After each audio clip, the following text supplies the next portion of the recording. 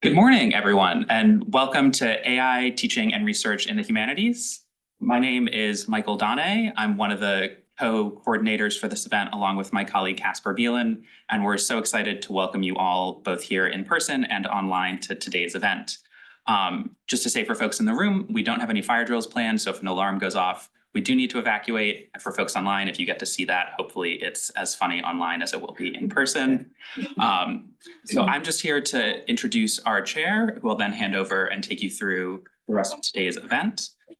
We're very, very lucky to be chaired today by Dr. Fiona Harvey, who is the Faculty Learning Technology Lead for Social and Historical Sciences at University College London. She has over 20 years of experience in digital and higher education. Previously an IT lecturer and director of student community, she served as the president of the Association for Learning Technology in 2017 and remains involved with national and international higher education networks. Her current work focuses on the digital divide, student support, and the responsible use of digital tools like open badges and e-portfolios. Recently, she's led projects exploring students' perceptions of generative AI, including international and digital access challenges. I just have to say, I'm really excited to have her leading today's conversation and hope you guys all enjoy what is to come. Fiona. Thank you very much. Okay, hello everyone, and hello to people online. Good to have you here with us. Nice to see you all. So I'm going to introduce our two speakers. So we're doing a panel session right now, and the two speakers are Sue Atwell, who you can see on the screen, and Judy Robertson. So they're both here. So Sue Atwell co-leads artificial intelligence activity at JISC, and she's actively involved in driving the advancement of AI capabilities within all the member institutions. JISC plays a critical role by providing thought leadership and practical advice, guidance and training and piloting AI products. She leads on the student and staff research and has thorough understanding of their concerns and issues relating to generative AI. And one of the key focuses is to ensure that AI adoption in the education sector is guided by ethical considerations, and they provide guidance and promote responsible and inclusive AI practices, aiming to create an environment where AI technologies are utilised in a manner that benefits all learners. So that's always a good thing. Judy's a Professor of Digital Learning at the University of Edinburgh. She's a joint appointment in the School of Informatics and the School of Education. She's a background in computer science and AI and has spent the last 25 years designing technology with and for children. Her current projects relate to data and AI literacy with children, including using arts-based methods to consult children and young people about their views about how AI should be used in their education. And so right now, Sue is going to start. She's going to start with her 15-minute provocation and then followed by Judy, and then we'll take questions. Okay, so over to you, Sue. Okay, I'm going to share some slides. So hopefully they're all now visible. Yep. Brilliant. And I won't dwell too much on this one because thank you, Fiona. I think you covered this one nicely for us. So I wanted to start actually with a brief demonstration really of how AI is changing the way that we interact with content. So this is demonstration. This is Google's Notebook LM. And what we're doing here is we're giving it 6 PDFs. So we're giving it the content we want everything to be built on. And then asking it to create a study guide from that content. And one of the reasons I like this tool is, so we've given it the content. In this case, we've given it 6 PDFs. You don't have to give it 6 PDFs. That's just what we've done for this demo. So all the responses will only be based on those 6 PDFs that we have given it. So nothing drawn from the web, entirely from the content for this particular. But then once we've given it that content, it's created a study guide, but then we can also interact with that content just by asking questions, just by having a conversation in the same way we would if we were talking to a colleague that had all that information. So it's just given us a nice new way of having that interaction. And you'll see the little numbers dotted all around where it's pulled all the information from. That's if you wanted to check something, you can just click on the number and it'll take you through to the original source of that information. And we can continue to interact in that similar kind of way. All right, diving into the world of AI today. I just want to And from the check looks of your notes and articles, you're really trying to get deep that you can hear the audio for that slide. Yes. Yeah. Brilliant. I wasn't sure I'd clicked the right thing before I shared slides. into this. Yeah, seems like you want to go way beyond the headlines with this one. Definitely. We're going for a real deep dive today, uncovering the how and why of it all. Especially with these, it really starts with the people actually building these systems. Yeah, it's like almost like raising a kid, you know? You want to make sure they're learning the right things from the right sources. So that again is just another different side here. We've asked it to create a podcast, and it's created really quite, apart from the what I find are quite irritating American voices, it's created a really good interactive podcast. You know, it's a really nice resource that if that's how you wanted to digest the papers, you could just listen to that while taking your dog for a walk and gain the information. So it's just given us new ways of digesting and interacting with content. And you know, one of my queries is, are we keeping up on the way we generate content? But just moving on now to the student point of view, we've been doing discussions with students now for just over 2 years around generative AI. So we've talked to students in colleges and universities, through from apprentices and A-level students at colleges through to PhD students at universities, and we've tried to cover humanities, creative students, business students, STEM students, all sorts of students, to give us a comprehensive picture. And over that 2 years, we've noticed that the student use is becoming increasingly more sophisticated. They're moving away from seeing generative AI simply as an answer provider and using it more in the way we would want them to be using it, as a digital coach to support them through their learning journey. We're seeing students use AI for things like finding new research sources, for summarising papers in order to identify which papers are worth spending the most time on. You know, I mean, I'm sure we've all done it. I know I've done it. Got to page 47 before I've realised it's not really the paper for me and I've got to go find something else. So for exploring concepts and for coaching them, they're using it to get started, to understand the kind of structures they should be using, for getting feedback on their writing. And increasingly, we're finding they're using it for efficiency and focus to help them balance work, study, personal life. We're particularly finding non-native English speakers find it really useful for translation, particularly around understanding the questions they're being asked before they move on to supplying answers. And interestingly, I mentioned we deliberately spoke to a lot of creative students this time around, and we're finding that they are using it to co-create with. And despite lots of worries about it stifling creativity, they are reporting very much that they feel it's pushing their creativity further, and that they're being more creative with AI rather than less creative. And unfortunately, we are still seeing some students use it to put a question in and get an answer out. And the idea behind the arrow at the bottom is not that we've made this decision, it's about trying to provoke people to have the discussion about where this line should lie. It's not likely to be a single solid line for an institution. It's likely to vary by subject, by level, by lots of different things, but it's really important to have the discussions and make those decisions. Students also have concerns, and I've just picked a few out here. They're very concerned about information literacy. A lot of students don't feel they have the skills they need to assess whether information is robust and reliable. They're concerned particularly about data security and ownership, and particularly, again here, students who are co-creating with AI, you know, who owns the output? It's not clear really here in the UK at the moment. The law is very ambiguous, shall we say. They're very concerned about academic integrity. This is a kind of a multiple concern. They're very concerned that students who cheat shouldn't benefit. You know, they feel quite strongly about that. they do feel that the guidelines they have at the moment are generally ambiguous and not clear. So they have a lack of understanding about what is allowed and what isn't allowed. And they're very concerned about what they see as the overemphasis on academic integrity. So they feel that there's been so much focus on that there's been no focus on the positives and the other aspects of AI and how it might be included in teaching and learning. They're also concerned about over-reliance. They don't want to become over-reliant, and they want to ensure that they have the intellectual development they're expecting from their studies, and they are very much looking for the institution to ensure that there is that balance.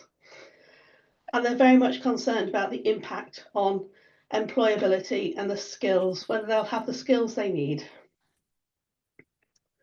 And just moving on to that, we're starting to see employers very much focused around the skills they need. We were having a lot of conversations a couple of years ago about the huge change in jobs that was going to happen due to AI. What we're seeing now is more of a focus on how we work changing.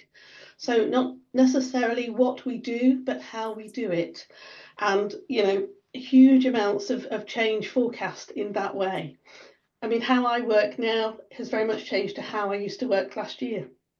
I mean, that's part of my role as head of AI is to use these tools first, but how we work is changing.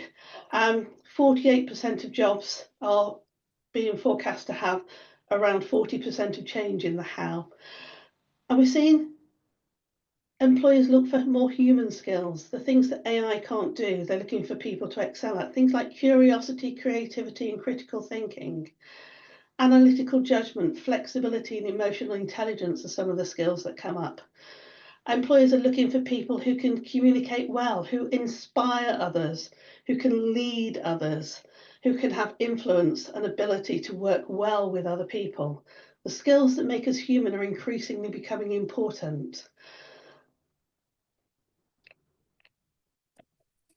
So my provocation really is that, are we supporting our students to understand how they should use AI responsibly in their education, but more importantly, from my point of view, are we supporting them to develop the skills they will need for the jobs they will be moving into and that they'll be wanting to keep throughout their working life? Thank you. Great, thank you.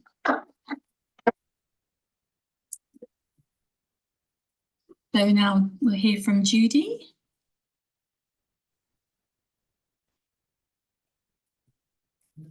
Okay, I'm just sharing my screen just now. Hang on.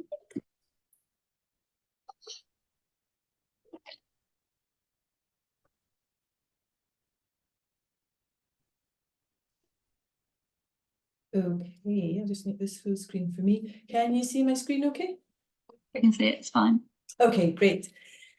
So thanks very much, Sue, for that introduction. I feel like I might be superfluous at this point, but I will go through what I was going to say. I agree wholeheartedly with what Sue's been saying, and maybe I'll kind of layer on some work that I've been doing in self-directed learning with my students. So we know that AI in education needs urgent attention, and I was interested to hear Sue talk about how the students are frustrated perhaps because they want the conversation to go beyond plagiarism. And UNESCO's guidance in 2023 is really talking about more than just another discussion about plagiarism and cheating. It's calling on people to think about why and what and how we learn. So there could be a transformative shift in education because AI as a tool to think with requires us to change what is valued in a human education. So the approach that I've taken with my work with computing students, with informatics students, is really embracing AI and seeing what sorts of skills that they can develop with it, and just seeing how it can improve their work and the ways in which it does and doesn't improve their work. So I won't expect you, of course, to read all of this, but in their assignment, they have to say which humans they worked with, which AIs they worked with, and for both of those, which bits they did and which bit either the person that they worked with or the machine that they worked with did. And they have to be critical about AI. So they have to say what prompts they use, but also what they learned from working with the AI tools and whether or why they think working with the AI tool was better than just working by themselves. Presumably, if they thought it was worse, they wouldn't have submitted it in that state. So I did various interviews with the students in my course after this, and we had a mix of positive and not so positive attitudes. So I don't know what your attitudes are. You can put them in the chat if you like, if there is a chat here. So we have Colin here. These are all extremely technology-focused students because they're fourth-year informatics students. Colin's saying it's life-changing. I don't know what I'd do without it anymore. Eric's saying, I don't know how I'd learn as well without it. And one of the comments that I really like here is from Lucas, who's saying, okay, I'm making ethical use of it, but it doesn't replace the value that I add, but it helps me to do things in a faster way. And Lucas is somebody who spent a lot of time teaching himself prompt engineering to the extent that he's far more sophisticated in it than I am. And he's got a job as a consultant now doing that kind of thing, doing prompt engineering. But even among the informatics students who are usually quite impressed by technology, there were a few of them who were kind of meh, it's not that good. So Alice tried it, but it doesn't help her learning that much. She finds herself going back to old-fashioned ways. Sam, although he was actually studying generative AI for his project, his honours project, he didn't really use it for his classes, his other classes, and he quite liked that because he felt that it was maybe a bit of a Pandora's box that he would open.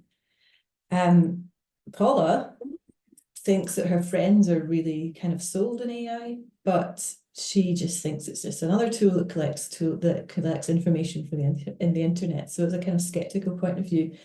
And perhaps if you've worked with AI recently, then you can empathise with Natalie, who thinks, honestly, it's sometimes just a bit too annoying to work with. I think we've probably all had that experience.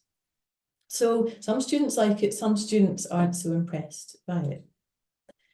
The advice that my students in these interviews gave to first-year students is actually quite consistent to the sorts of advice I think that we as academics might give. So they're very aware that the information generated by generative AI tools isn't necessarily trustworthy. Incidentally, the latest benchmark from OpenAI's GPT model passed only with 42% accuracy on a set of benchmarks provided by OpenAI itself. So 42% accuracy is not something that we would necessarily be thrilled by as academics.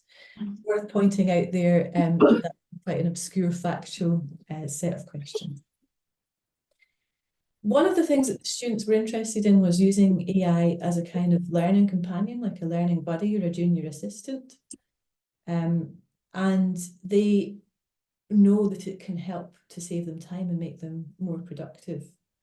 I'm quite interested in the one at the bottom, second from the bottom there, which is about not using generative AI for tasks which need your personal input. There's some really interesting work by Ethan Mollick about that at the moment, which is the idea of some tasks which might be just you personally feel should be for you, and that you don't want a machine to get involved in. So there's some students felt that quite strongly.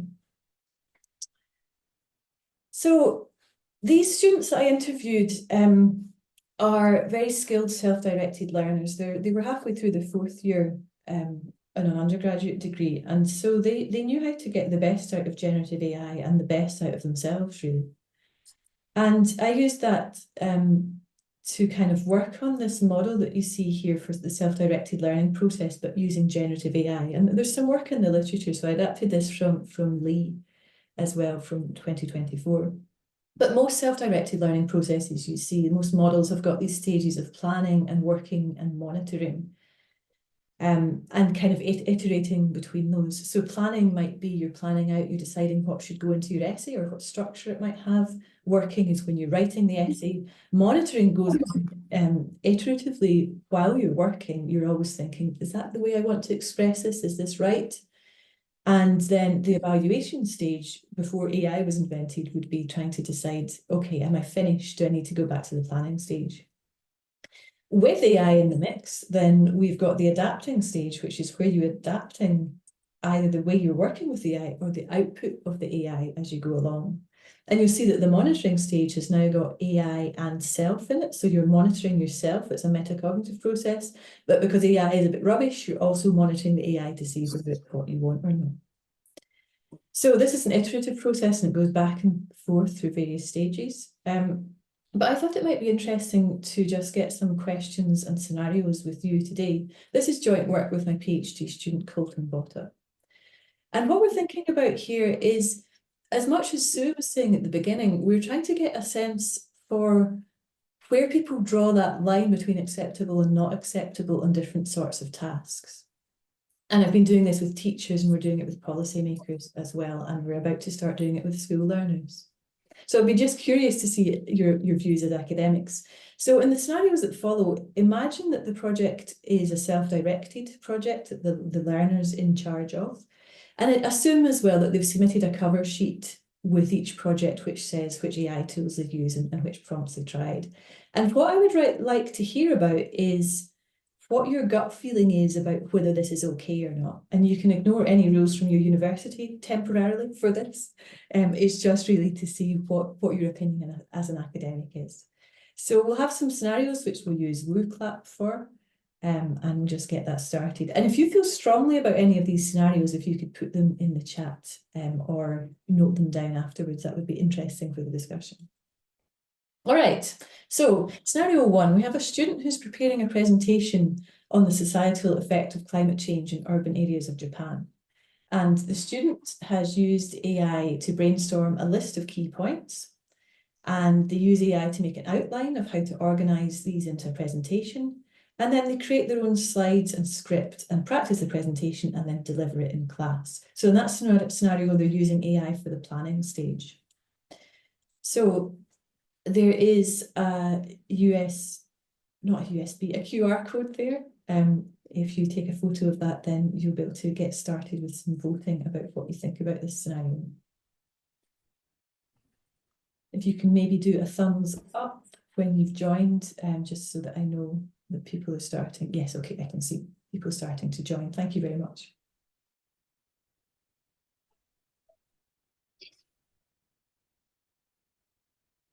So it's really interesting to see what people think in these scenarios. They're really not quite what I expected. Okay, so we've got a good bunch of people joined now. Maybe some people are still joining, but I shall go on. So for that scenario about the climate change presentation, if you were the lecturer, would that be okay with you? Whoa, the yeses and the nos are fighting. What's interesting to me is the proportion of not sures in these questions. All right, so it looks to me like some people are still voting, but the yeses are winning. So people seem to think so far that that it's okay to be using the AI for the planning stage here. Okay, oh, so there's still some not sures.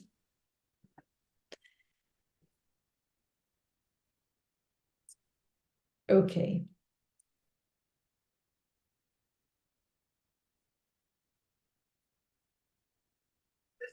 So I shall move. Oh, yeah, people are still voting. In the interest of time, I will move to the next scenario.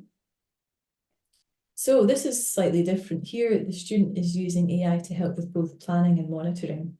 So we have a student who's preparing a research paper on the effects of social media on mental health. And they use AI to gather sources, cite papers, and structure what they're going to write. They write the full paper themselves, and then they use AI for spell checking and grammar checks as they're writing. So in that scenario, do you think that would be okay if you were the lecturer? So we have some yeses, we have some nos. Not sures are growing.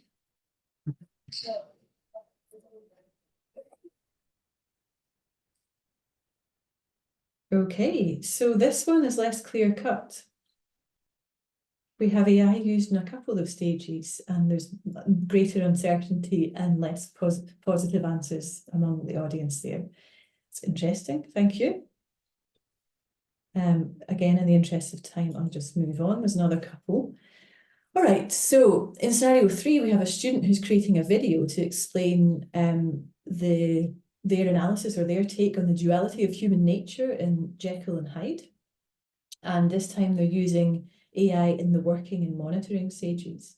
So the student sketches out a storyboard and designs by hand. And then they use AI to generate a script based on their storyboard. And then they use another AI tool to create a video based on that script. The student watches the video back to make sure there's narrative coherence and that the quality is okay before they submit it. So in that case, how does that grab you? Would that be okay? People are feeling no, more than in the previous questions. There's some not sures there.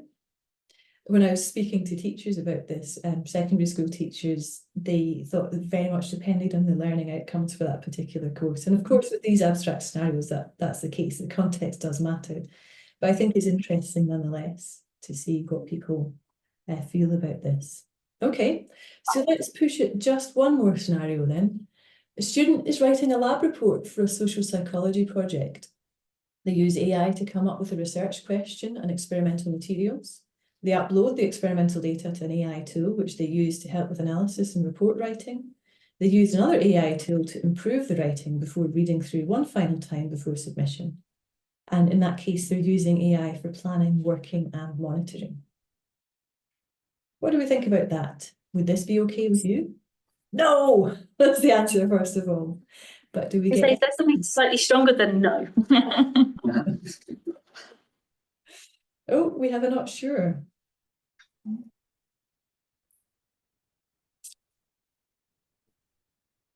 And another not sure.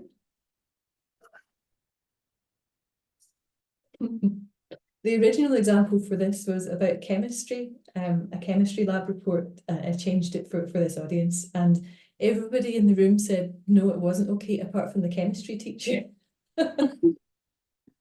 Okay, so I think that gives us a bit of a sense of where people's intuitions might lie in this. Thank you very much for joining in with that. Before I finish though, I would just like to, and maybe this is my provocation, I don't know, but the final word is that for several reasons, I think we need to be aware of the right to refuse AI. This comes up in Ethan Mollick's idea of just me tasks. A quote from a student where they say, don't use it so much that it means you're lost from what you're producing, that if humanity, the input of your person into a piece of output was really important for some students. And these principles for the use of Gen AI in higher education, which was done at an assembly at Edinburgh University, was the importance of the right to refuse, either for students or teachers. That right should be respected. It doesn't sound like there'll be many objections from the people in this audience, given the answer to the last question. Everyone, thank you very much for that, and sorry if I went on too long. Thank you. Thank you, both of you. It's very interesting, two different perspectives, really, employer side and also the students and their accountability for their use. Does anyone have any questions? Sorry. No, it's okay. I don't, well, yeah, I should say Sam, go ahead. So you know there's been cognition changes in reading, due to reading on screen versus reading text. And we know that our ability to navigate has changed from Google Maps compared to paper maps. So we know tools are causing a cognitive change. Given that with these tools, so my question with one of the things about the research was I wasn't sure because I didn't know whether they were reading the paper or whether they were given a summary by the AI of the paper, which is a very different thing. So given that we don't yet know the cognitive impact of this, but we do know that digital tools cause a cognitive impact, are we doing the right thing by our students by encouraging them to use these tools if we don't yet know whether it's going to help or hinder them in their cognitive ability to do all of those things like critical thinking and literacy searching and so on, and engage critically in content or not? I hope that was a coherent question. Yeah. Can I start, and can I give you part answer. I think, I mean, just to clarify, I think, students are using AI in many different ways to access research. Part of it is about getting a summary from papers to decide which papers are worth spending the time on.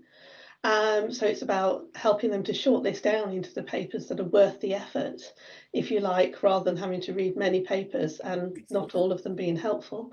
Some of it's to find new sources. So they're actually finding new sources of information that they weren't aware of before using AI tools. And then part of it is around the challenge you mentioned about cognitive thinking. I mean, this is a challenge we've had many times. This is not a new problem. We've had it around with, when the internet came around and when the calculator came around. And I think my challenge is, why do we automatically jump to, we must preserve the old? My challenge is, let's think about the benefits and the challenges and make a decision about what's appropriate rather than just necessarily think, let's preserve what we already have. Yeah, I think it's important about the aspect of critical thinking, and that's actually that we're working on an AI curriculum for school-age learners at the moment, and critical thinking is part of the foundation pillar of that, because there's almost no point in using generative AI if you don't have the critical thinking skills to analyze the output, because we know the accuracy of these tools is really quite poor in some cases, and that's a challenge. Probably not so much for university learners, but it's a challenge for secondary school learners who are still developing those sorts of critical thinking skills. They really need help in working out what's fact from fiction. So I think in the age of AI, critical thinking is more important than it ever has been. And I don't see AI tools necessarily getting rid of their hallucinations anytime soon. I just challenge that aspect, Judy, that university students have the necessarily critical thinking skills, because a lot of university students don't feel they do have good enough critical thinking skills.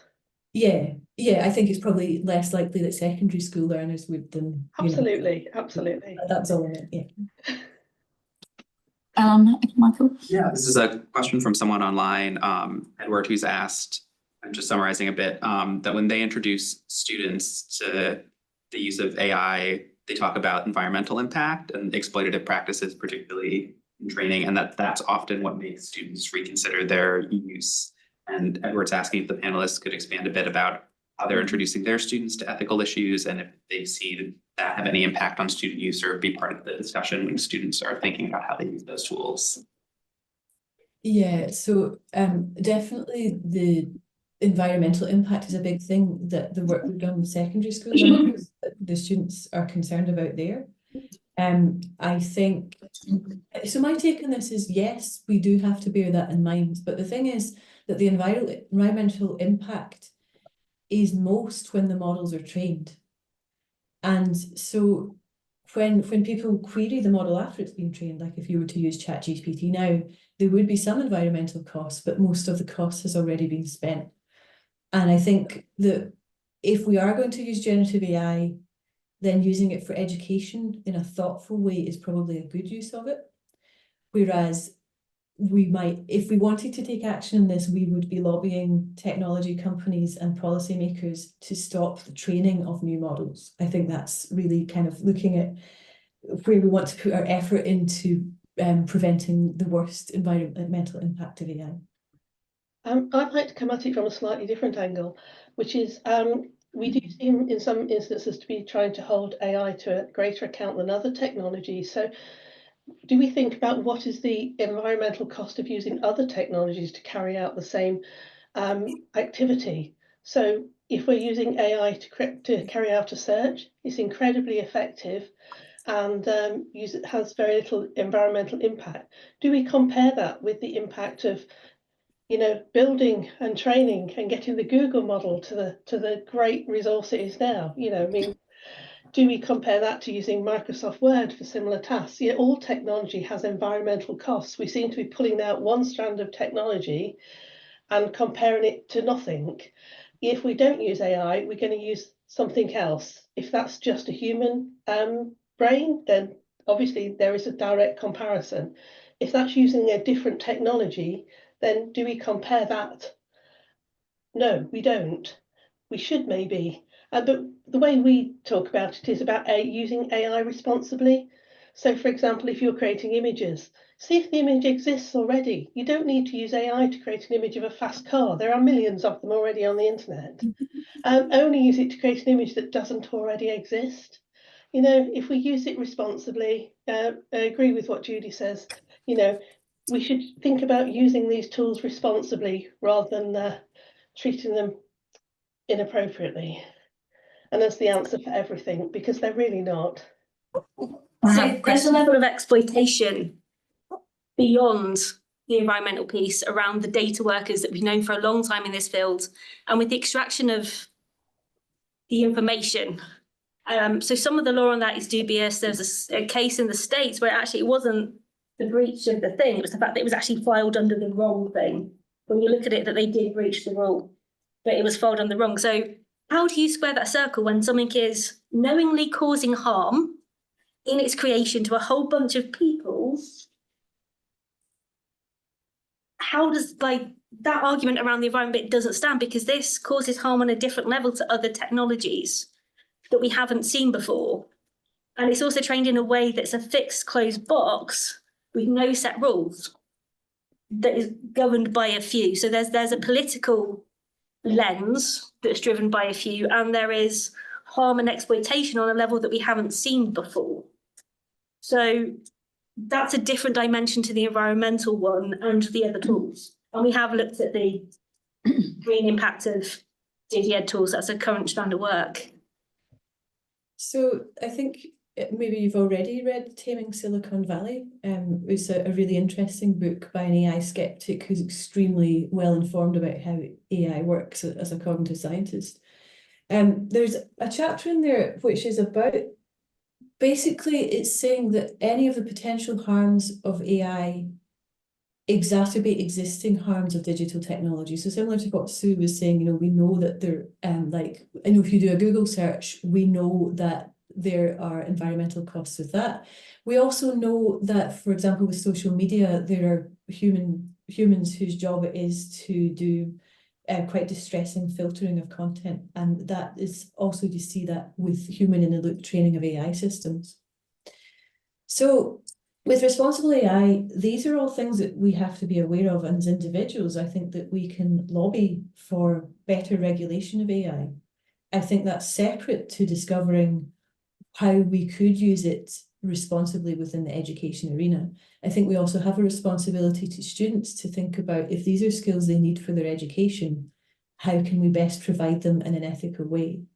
And with the right to refuse AI, you personally could take a stance to say, I don't feel that the risk is acceptable, I'm not going to use it, I'm going to encourage my students not to use it. But there will be a whole range of different perspectives in this. So it's not an easy answer, but that's my perspective just now. Judy, I think you just nailed it. Oh, thank you.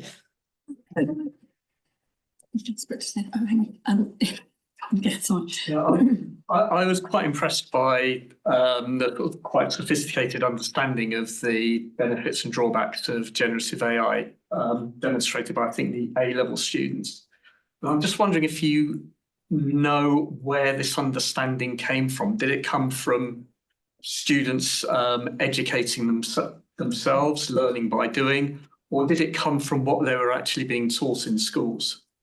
Yeah, so sorry, to clarify, that was from fourth year informatics students at the University of Edinburgh.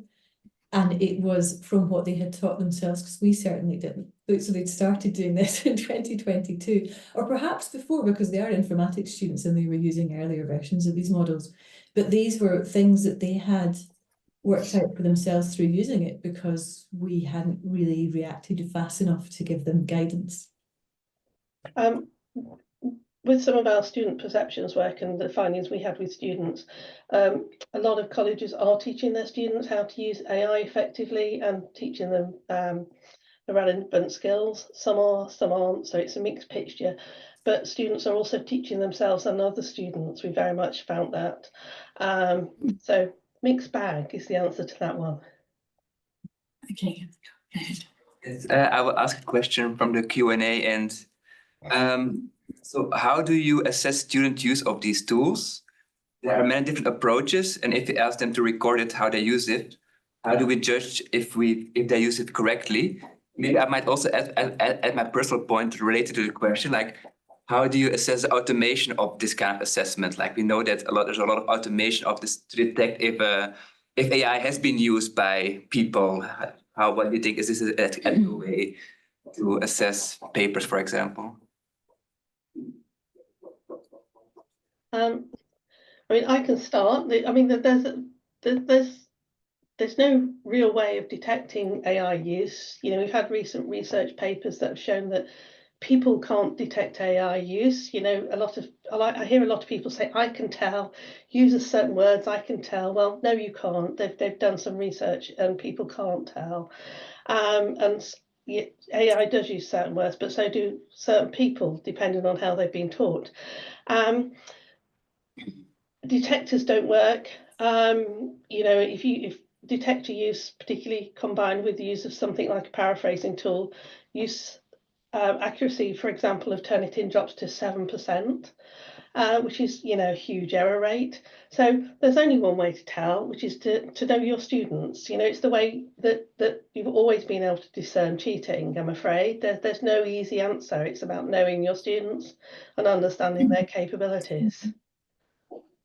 I think part of the question was also about how you might assess how they've used AI, which I think is a really interesting one in terms of, at some point, I think we're wanting those skills to be developed in students, so we probably need to assess their skills for example, prompt engineering. So I would be looking for, I suppose, a history with the prompt interactions, maybe they submitted with the assignment, of them asking well-formed prompts that give quite a lot of detail and roles for the AI. They give it a good scenario and are very specific about the output, but also some iteration through that when the student realizes that the prompt wasn't quite what they wanted at the beginning and intelligently recrafts it to come up with the output that they're happy with. So I'd want to see some kind of reflection on their use of the tool. And always I'm looking for the students to be saying, okay, I think it did better than I did because I know I've got these weaknesses compared to its strengths, or even I used AI and it was rubbish, so I didn't use it again. I mean, that's a good thing to come up with as well. Yeah, and institutions are working on this. So University of Northampton, for example, have started to build just quite a simple tool that students fill in at the end of their assessment, just filling in that kind of information, how they've used AI, how it made them think, you know, what impact it had, just to make it really easy for the student to record how they've used AI during the process of their assessment. Go ahead. Yeah, I wondered, I think you touched earlier on kind of, you know, different students, whether they talk about school students or, you know, undergraduate students. And I wondered about PhD students and whether there are different approaches and different considerations when we think about the role of AI in PhD research and kind of original research, and if you'd had any thoughts on that. Yeah, I mean, I'm working with my PhD students quite a lot on this, and some of my students are researching AI in education, which is, I suppose, even more specialised. I think really it's a matter of enabling the students to learn the, let's call it old-fashioned academic skills within literature search and analysis and so on, but at the same time experimenting with the new AI tools and critically evaluating them with the supervisor. So for example, using AI for qualitative analysis is a burgeoning research area. We want our new generation of PhD students to be competent in this, and they may actually be more innovative than we are. So I think it's a question of being open-minded, making sure that they have the core academic skills that you'd expect, but encourage them to experiment in a rigorous way, a kind of systematic way, which they can reflect and report on afterwards. Yeah, I think here there's a slight complication in that obviously we've had artificial intelligence in research for many, many years. The more established machine learning aspect of artificial intelligence has been around for around 35 years, been used in research for many, many years. And then we have on top of that now generative AI, which is, you know, the more newer elements. And that, I think, certainly in our research, we found that the difference in use is there isn't that much difference, if I'm honest, that the way students are using it is very similar. But I think it is important to just make that distinction that research and artificial intelligence have been around, has been engaged for as long as I can remember, really. And I think there's an element there of using that knowledge that researchers have and that research staff have around the machine learning element of artificial intelligence and seeing how that could maybe support expanded use of generative AI across institutions. There may be some learnings there that can be really helpful. Michael, the name. Just trying to synthesize a couple of the questions we've gotten from online, which seem to point a little bit at this idea that as we're talking about getting students to reflect on what they do or to report on what they do, it relies on them having a really clear sense of those various parts of the academic process. Like I used it for brainstorming, or I used it to help me write, and really clarifying kind of like, what does that actually mean? Which seems in a way to be getting at kind of this deeper idea of like, what are we asking students to do with those processes, and thinking about what are the components and how do they work together.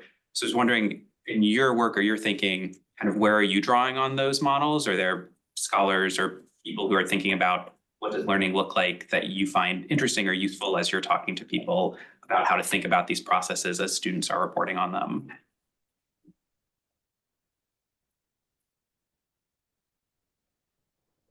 I mean, so the self-directed learning cycle was a place that I thought was important to start with, because that's kind of what we're aiming for by the time people leave university, that they should be self-directed learners, they should be able to manage their own projects. And so looking at that cycle and some of the kinds of skills and capacities you need to manage that cycle and how AI could help with that seems a good place for me to start. The other book that I recommend, if you haven't, sorry, is that blurring out? Called Co-Intelligences, is by Ethan Mollick. I mentioned it a couple of times. It has a chapter talking about how people could use AI as a co-intelligence. So there's some quite interesting ideas in that, I think. Good question, though. Yeah, I mean, and it's also the fact that we're very early stage with this. We've got a lot of there's a fair amount of research happening at the moment. There's not a lot of research findings happening about what's effective, what's good, and by the very nature of the fast pace of development, it's really hard to keep up. So we're seeing a huge lag between something being announced and research around effective use and context, etc., occurring 2 to 3 years after that fact. So we're in that really interesting, challenging time of transition, where we have new technology, we don't necessarily have research that we can draw on for effective use. So for me, this is really exciting, and it's a time when we really should be having this kind of discussion to work out what's effective and what isn't.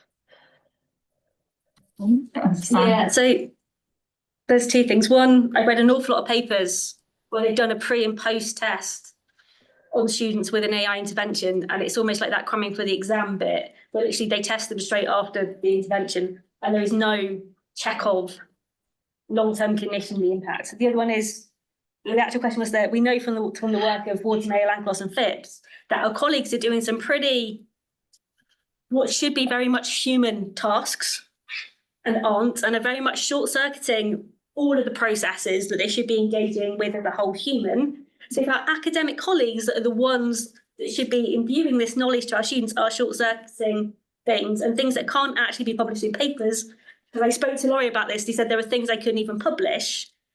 How do we then get to that bit of making sure that our students aren't also completely short-circuiting processes, so that we don't literally just produce a whole bunch of AI-driven fodder without them engaging in the process, when we actually know that some of our colleagues that are teaching them are not properly engaging in processes? So I'm going to defer to Edinburgh University's policy in this, because for once I was like, wow, that was a courageous policy. Well done, colleagues.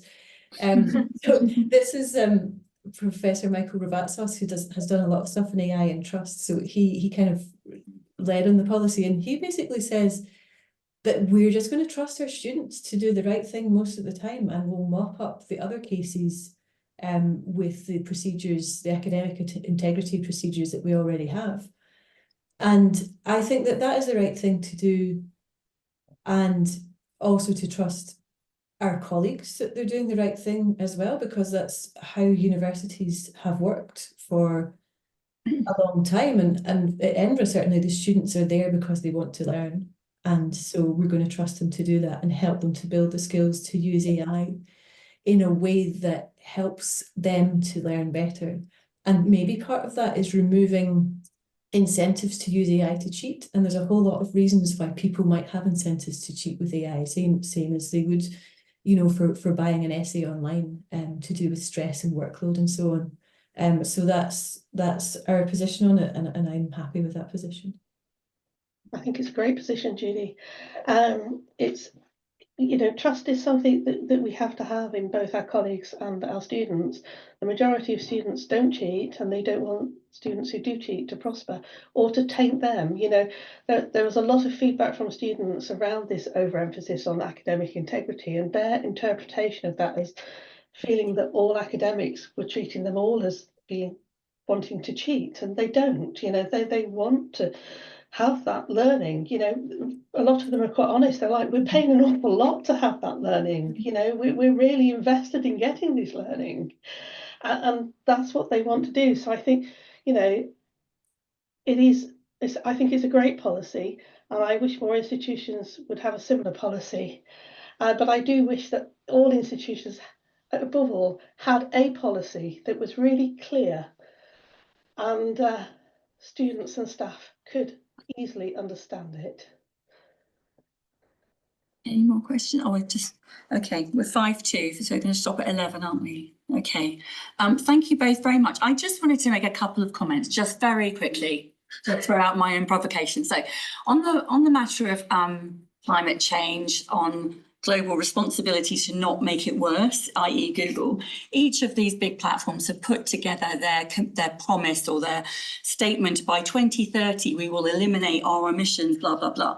None of them are on track to meet that before the AI stuff happened. So we should be holding them accountable, knowing what we know now about the awful conditions that people in third world countries are often put under for very little pay. So there's like an ethical responsibility amongst all of us, not as individuals, but as institutions, as research groups, as communities, to put back onto those companies in Silicon Valley or wherever who are making a lot of money out of the labour of others, and including us, because we are literally in this experiment right now, and we're giving them data on how we're doing things. So I do think that it's not on the individual as much as it should be accountability for the groups that are giving us these tools. A lot of these tools we haven't asked for, and yet we are working around to make them fit. So where are the academics? Where's the institutional research that feeds into these systems? Because we have to buy them, or we are unintentionally using AI without any kind of agency over, do we want to use it? So it just appears, and then we have to manage it. And then the knock-on effect is that our students are being told that they go into employment and they have to know how to use it. But we're talking about right now generative AI in terms of writing, which is great. But we're also, everyone's talking about talking to your agent, you know, make a co-assistant and all these kind of things. Sounds fantastic. Who's accountable in that scenario? My assistant told me to do this, but your assistant is an AI. So who is accountable when you make a decision using your assistant? Because I'm thinking in the future, we'll have a lot more. I mean, voice now is very good. Like we heard on your podcast, that was amazing. It isn't always accurate. With a 42% accuracy level that Judy mentioned, how do we ensure students are aware that they might be able to generate stuff that seems really cool, but how do they know it's right? And how do they know it's true? And I think that's where academics come in, because they've got the wisdom to be able to apply that. But I just wanted to comment on this kind of like accountability aspect and supporting students to be accountable, but it's not always on them to make sure they do X and Y. It's on these companies to design it in the first place, because we're basically working around what their model is, which is obviously based on economics, if the tool doesn't make any money, why are they going to make it? It's not for the greater good. So I think we need to consider that and encourage our students to have a much more critical sort of AI literacy approach to anything they do, because when they're in the workplace, someone will come to them with some content that will be completely inaccurate and they'll make a decision on it, but they need to know how it was created and what they did. So I think that's our value, is giving them that support structure to be able to make those decisions themselves.